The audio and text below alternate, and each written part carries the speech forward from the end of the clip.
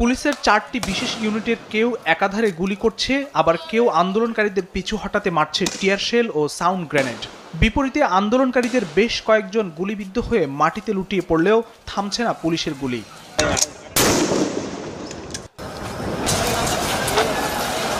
পুলিশের গুলি শেষ হয়ে আসলেও আবারও বাড়ানো হয় গুলির মজুদ। এ সময় পাশেই ঢাকা মেডিকেলে বাড়তে থাকে গুলিবিদ্ধ লাশের সারি।